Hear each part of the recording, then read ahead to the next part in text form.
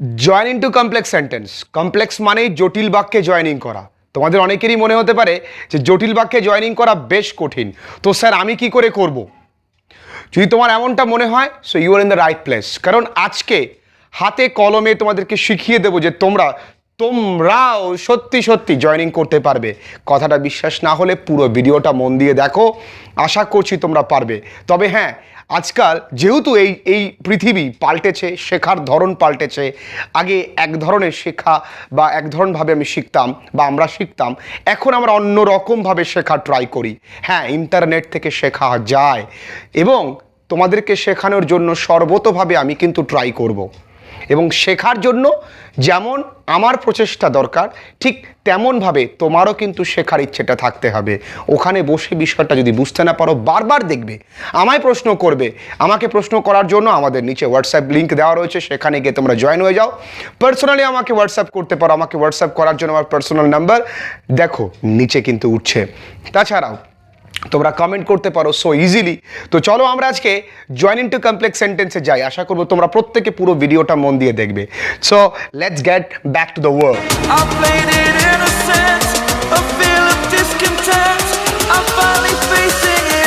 Join into complex sentence. অনেকেরই complex কথাটি শুনলে মনে হয় বাপরে বাপ। আবার তো কমপ্লেক্স সেন্টেন্সে জয়েনিং মানে আমাকে ক্লজ সম্পর্কে ভালো করে জানতে হবে। ক্লজ, তো আমি ক্লজের ক্লাস দিয়েছি। যদি তোমরা ক্লজটা ভালো করে শিখতে চাও যে হোয়াট ইজ ক্লজ, দেখো আই বাটনে ক্লিক করো, ক্লজের ক্লাসটা চলে আসবে। ভালো করে মন দিয়ে ক্লজের ক্লাসটা দেখো, তোমরা ক্লজটা বুঝতে পারবে। তো তোমরা ক্লজ না বুঝেও কিন্তু জয়েনিং করতে পারো, যদি ভিডিওটা দেখো বুঝতে পারবে। তো আমরা যে প্রথম যে ক্লজটা দিয়ে আমরা কাজ করব সেটা হচ্ছে নাউন ক্লজ।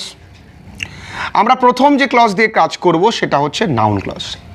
আমি তোমাদের বারবার বলি না যে তোমরা ডেফিনেটলি ইংরেজি শিখতে পারবে। তোমরা you will learn English grammar. মন দিয়ে দেখো, তোমরা বুঝতে পারবে। English grammar. I hope so, আমি এমনটা আশা করি। তো you will learn English grammar, I hope so, আমি এমনটা আশা করি। তাহলে এই বাক্যের জয়েনিং করতে গেলে আগে দেখো নাউন ক্লজে জয়েনিং করার মানে দ্যাট লিঙ্কার আসবে, হোয়াট লিঙ্কার আসবে। এই দুটো জানো, তুমি যে কোনো জয়েনিং করতে পারবে। বিষয়টাকে বোঝো। তার মানে আমি আশা করি যে এই সো মানে যে তোমরা সবাই ইংরেজি গ্রামার শিখতে পারবে, সেই বিষয়টা বলা হচ্ছে। কখনো কখনো বাক্যে সো থাকবে, কখনো কখনো বাক্যে ইট থাকবে, কখনো কখনো বাক্যে দিস থাকবে। এইগুলোর পরিবর্তে তোমাকে দ্যাট লিখতে হবে, কোথাও কোথাও তোমাকে হোয়াট লিখতে হবে। তবে হোয়াটের ব্যবহার খুব কম, যত পারো তুমি দ্যাট ব্যবহার করবে। তাহলে আমি এখানে কি লিখতে পারি? দ্বিতীয় বাক্যটা আগে লিখে নিই, I hope that you will learn English grammar. বন্ধুরা দেখো, শুধু মিষ্টি কথায় মন ভরিয়ে তো লাভ নেই, শেখাতে হবে। শেখাতে পারলেই তোমরা আমায় ভালোবাসবে, আর তোমরা যখন শিখবে তখন তোমাদের প্রতি আমারও ভালোবাসা বাড়বে। এটাই, মানুষ কিন্তু মানুষকে ভালোবাসে না, মানুষ তার কাজকে ভালোবাসে। আর আমার জন্য আমাকে কমেন্ট করেছে স্যার আপনি বেশি জ্ঞান দিচ্ছেন। দেখো, পড়াশুনো মানেই তো একটু জ্ঞান অর্জন করা, আর জ্ঞান দিতে গেলে জ্ঞানটা অবশ্যই শুনতে হবে। কারণ শুধুমাত্র পড়াশুনোই যে করব, পড়াশুনো মানে শুধু ওই বুকিশ নলেজ। এবং সেই কারণেই হয়তো বা আজকালকার পৃথিবীতে মানুষ মানুষকে রেসপেক্ট করা ভুলে যাচ্ছে। But I am very fortunate, তোমরা আমাকে প্রত্যেকে এতটা সম্মান করো, তোমাদেরকে সত্যি সত্যি অসংখ্য ধন্যবাদ। তো you will learn English grammar, I hope so. আমি এইভাবে কীভাবে করলাম জয়েনিং, আই হোপ দ্যাট। আমি বললাম সো, ইট, দিস, এগুলোর পরিবর্তে তুমি কি লিখবে? দ্যাট। তার মানে ডেফিনেটলি তোমাকে দ্বিতীয় বাক্যটা আগে লিখে নিতে হবে, তারপরে তোমাকে প্রথম বাক্যটা লিখলেই জয়েনিং কিন্তু কমপ্লিট। তো এটা ছিল একটা এক্সাম্পল। আরও একটা এক্সাম্পল দিই। অনেক সময় দেখতে পাবো যে এগুলো থাকবে না, তো সেক্ষেত্রে আমি কিভাবে করব। তো চলে আসি পরবর্তী এক্সাম্পল নিয়ে। পরবর্তী এক্সাম্পলে it's very simple, very nice. তোমরা অবশ্যই পারবে, তবে একটু খাতায় লিখে নেবে বন্ধুরা প্লিজ। চলো next example. He will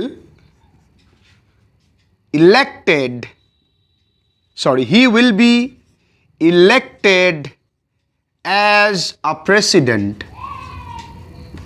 He will be elected as a president.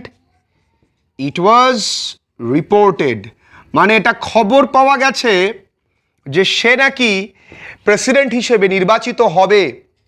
তাহলে আমি বলতেই পারি যেটা খবর পাওয়া গেছে, ইট ওয়াজ রিপোর্টেড। হ্যাঁ বন্ধুরা ঠিক ধরেছো, it was reported sir that, nice nice, it was reported that he will be elected as a president.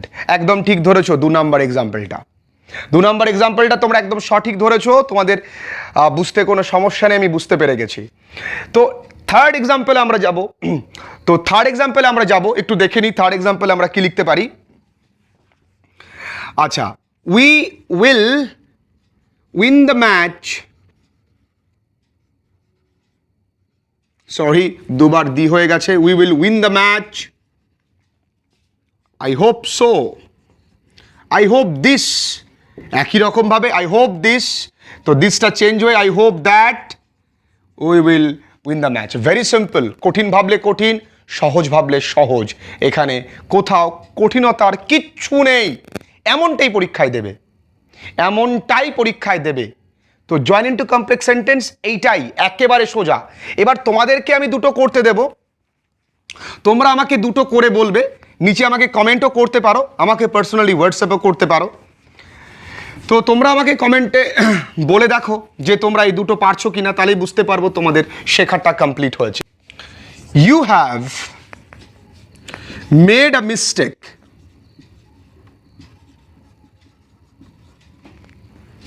nobody knows it. তুমি একটি ভুল করেছো, কেউ জানে না। তাহলে nobody, ঠিক ধরেছো, knows that ইটের পরিবর্তে you have made a mistake. বলো এর মধ্যে কি কঠিন আছে, বলো বলো কি কঠিন আছে।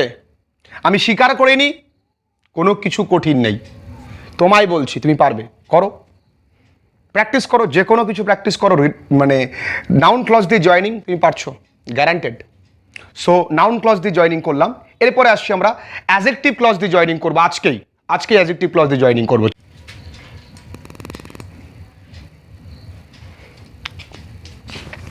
তো আমরা এবার প্রথমত শিখলাম নাউন ক্লজ দিয়ে, একই রকমভাবেই উইথ সেম ইম্পর্টেন্স আমরা শিখবো বন্ধুরা অ্যাডজেক্টিভ ক্লজ দিয়ে জয়েনিং করা। তার মানে যখনই ক্লজের কথা আসবে তখনই কিন্তু কমপ্লেক্স সেন্টেন্সে জয়েনিং হবে। উচ্চারণটা একটু লক্ষ্য করো, উচ্চারণটা না অ্যাডজেক্টিভ নয়, উচ্চারণটা অ্যাজেক্টিভ। উচ্চারণটা কি বন্ধুরা, একটু আমার সঙ্গে বলি, অ্যাজেক্টিভ। উচ্চারণটা অ্যাজেক্টিভ, নট অ্যাডজেক্টিভ। উচ্চারণটা আমেরিকা, নট আমেরিকা। উচ্চারণটা লন্ডন নয়, লন্ডন। উচ্চারণটা লন্ডন। উচ্চারণটা ইয়াং, উচ্চারণটা ইয়ং নয়, উচ্চারণটা ইয়াং, নট ইয়ং। আমরা তো অনেক উচ্চারণ ভুলভাল করি। আসছি খুব শিগগিরই এরকম একটা ভিডিও নিয়ে আসবো যেখানে আমরা প্রত্যেক দিন আলোচনা করি, প্রত্যেক দিন সেই শব্দগুলোকে ব্যবহার করি যেগুলো কিন্তু আমরা ভুল উচ্চারণ করি। সেটা তোমাদের দোষ নয়, কারণ তোমরা এরকম শুনে এসেছো। তোমরা যদি সঠিকটা জানতে, আমি উচ্চারণটা ওই রকমই করতাম। আমি যখন সঠিকটা জানলাম, বুঝলাম, তখন আমার মনে হলো না আমরা ভুল উচ্চারণ করি, এটা আমার উচিত। আমার যারা ভাইরা আছে, আমার যারা বোনেরা আছে, যারা দেখছে, তারা যেন সঠিক উচ্চারণটাই শেখে। তো আমরা আজকে অ্যাডজেক্টিভ ক্লজ দিয়ে জানবো। অ্যাডজেক্টিভ ক্লজে আরও একটা নাম আছে, তোমরা সবাই জানো, রিলেটিভ ক্লজ। উচ্চারণটা জানো তো, রিলেটিভ নয়, রিলেটিভ। উচ্চারণটা কি, রিলেটিভ ক্লজ। আচ্ছা, তো আসি আমরা রিলেটিভ ক্লজ দিয়ে। এবার এই বাক্যে একটু তোমাকে জেনে রাখা ভালো। দেখো, আই, হি, শি, দে, এগুলো জানো তো সাবজেক্টিভ কেস। যদি এগুলো থাকে তো বাক্যের মধ্যে বসে কি বাবা, হু। যদি মি, হিম, হার, দেম, যদি এগুলো থাকে তো বাক্যের মধ্যে তাহলে আমাকে লিঙ্কার হিসেবে আনতে হবে হুম। তাহলে প্রথমটাতে আনলাম আমি হু, তারপরে টানবো কি, হুম। যদি মাই হয়, হিজ হয়, হার হয়, দেয়ার হয়, আওয়ার হয়, তাহলে আমাকে আনতে হবে হুজ। এগুলো তোমার পজিটিভ কেস। সাবজেক্টিভ কেস মানে সাবজেক্ট, অবজেক্ট হিসেবে ব্যবহার করি এগুলোকে আমরা, আর এগুলোকে আমরা পজেশন হিসেবে, কারণ এগুলোর পরে নাউন ছাড়া কখনো তুমি বসাতে পারবে না। যদি বলি আমি যে I have bought your but your কি I have bought your bike, I love my কি, লাভ মাই কি, পরেরটুকু বলো, আই লাভ মাই মম, আমি আমার মাকে ভালোবাসি, আই স হার কি, হার ফাদার।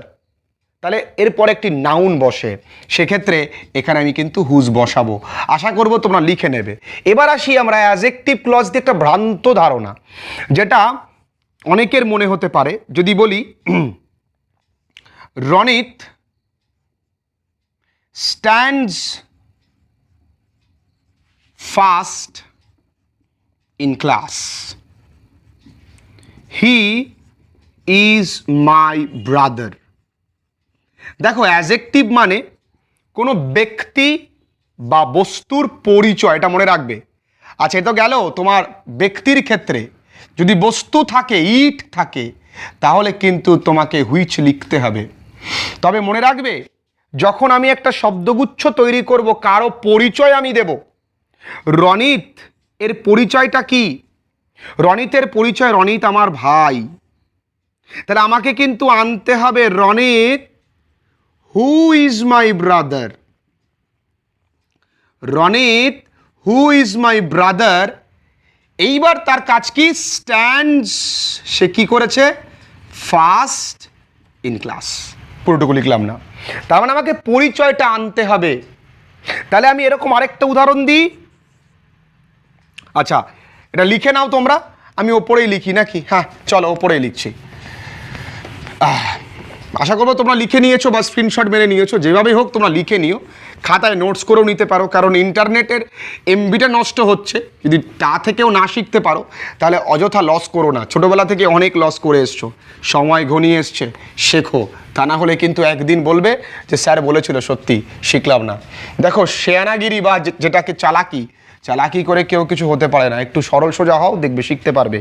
তো let's come to the point. The girl is wearing, মেয়েটি পরে আছে কি? Red frock. মেয়েটি পরে আছে red frock. She looks like a doll. দেখো, অনেকগুলো মেয়ে আছে, কেবলমাত্র যে মেয়েটা লাল ফ্রকটা পরে আছে সেই মেয়েটাই কিন্তু পুতুলের মতো দেখতে লাগছে। তার মানে আমি দুম করে এইখানে, মানে the girl is wearing a red frock, আমি বললাম যে ভ্রান্ত ধারণা তোমাদের আছে। তোমরা কি করলে, এখানে আচ্ছা বাবা শি আছে, আমি হু লিখে দিলাম। The girl is wearing a red frock who looks like a doll নয়। মেয়েটার পরিচয় কি? The girl. মেয়েটার পরিচয় who is wearing a red frock. Yes, who is wearing a red frock. এরপরে লেখো looks like a doll. Is it not that much of simpleness? এটা সত্যি সত্যি সোজা। কি আছে? The girl who is wearing. তার মানে এই যে শব্দগুচ্ছটা আমি তৈরি করছি, এই শব্দগুচ্ছ দিয়ে আমি মেয়েটার পরিচয় দেব, তবেই সেটা অ্যাডজেক্টিভ ক্লজ দিয়ে বা রিলেটিভ ক্লজ দিয়ে জয়নিং হবে। এ তো বললাম বস্তুর, শুধুমাত্র হুয়ের ব্যবহার করলাম। আচ্ছা স্যার, হুমের ব্যবহার কি করে হবে? হুজের ব্যবহার কি করে হবে? স্যার, হুইচের ব্যবহার কি করে হবে? তার জন্য তিনটে উদাহরণ। চলো, তিনটে উদাহরণ দিচ্ছি। তার জন্যই তিনটে উদাহরণ তোমাদের জন্য অবশ্যই। তো কোথায় হুম বসবে, কোথায় হুজ বসবে এবং কোথায় হুইচ বসবে? হুইচ তো অবশ্যই বস্তুর ক্ষেত্রে বসবে। আই বট অ্যান এক্সপেন্সিভ কার। আমি কিনেছিলাম একটি দামি গাড়ি। ইট ওয়াজ ইম্পোর্টেড, এটা আনা হয়েছে কোথা থেকে? From Japan.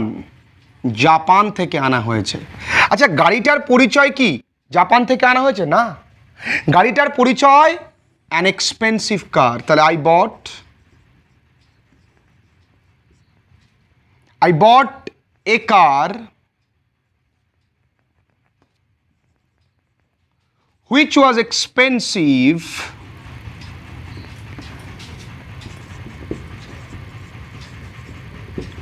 এবার লেখো imported from Japan.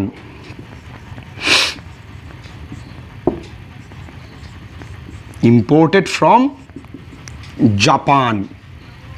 এটা গেল তোমার হুইচের উদাহরণ। হুইচের ম্যাক্সিমাম তুমি ইটের জায়গায় তুমি যদি মনে করো এই উদাহরণটা তুমি এভাবে লিখতে পারো, I bought an expensive car which was imported from Japan, তাও হবে। ম্যাক্সিমাম ইটের ক্ষেত্রে কোনো সমস্যা নেই।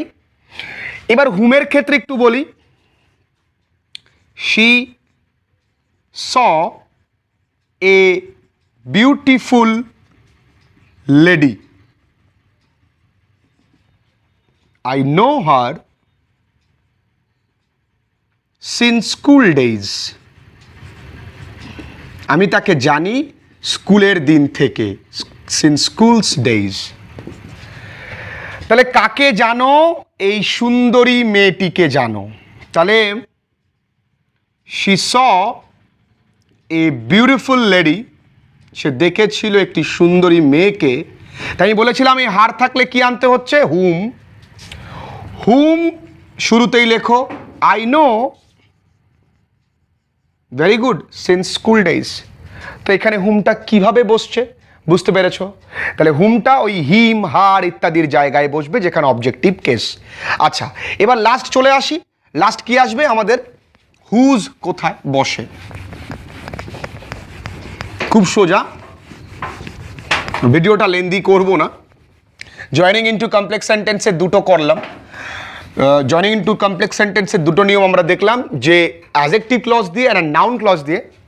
তার আজকে লাস্ট নিয়ম, যে যদি বলি Ronita is a great scholar, her father is also a teacher. Ronita একটা সত্যি ভালো মেয়ে, পণ্ডিত, এবং তার বাবা একজন স্কুল টিচারও। তাহলে হার ফাদার নাউন আছে পাশে, তাহলে রনিতা আমি লিখলাম ইজ আ গ্রেট স্কলার। শুধু এখানে কি লিখে দেবো? এই হারের জায়গায় whose father is also a great scholar. এতটাই সোজা বন্ধুরা। বারবার ভিডিওটা ভালো করে দেখো, আমি কি বললাম বোঝা ট্রাই করো। আমি বলেছি যদি হি, শি, আই, দে এগুলো থাকে তাহলে সেখানে আমাকে হি আনতে হবে, এবং আমি যে শব্দগুচ্ছটা তৈরি করছি, যে নাউন সম্পর্কে বলছি, সেটা যেন তার দোষগুণ অবস্থান বা পরিচয় হয়। একটু বুদ্ধি করে শিখতে হবে। শেখার শুরুতেই যেন রং কনসেপশন আমার মাথায় না ঢোকে। যদি রং কনসেপশন শুরুতে ঢুকে যায়, বিপদ আছে। কারণ একবার কনসেপশন তোমার মনে গেঁথে গেলে তুমি কিন্তু আগামীতে শিখতে পারবে না। আশা করব তোমরা সঠিক শিখবে, এবং সঠিক শিখেছো। তোমাদেরকে শেখাতে পারলে আমার ভালো লাগবে, এবং ভিডিওটা ভালো লাগলে তোমাদের কি কি করণীয় তোমরা সব জানো। Because I know that you are all very smart. কি তোমরা নিশ্চয়ই খুব স্মার্ট। অবশ্যই শেয়ার করে দাও, লাইক করো, কমেন্ট করো, এবং পাশে থাকো ফ্রেন্ডলি লার্নিংয়ের। খুব ভালো থেকো সবাই। তোমাদের প্রত্যেকেই আমার তরফ থেকে অনেক অনেক ভালোবাসা।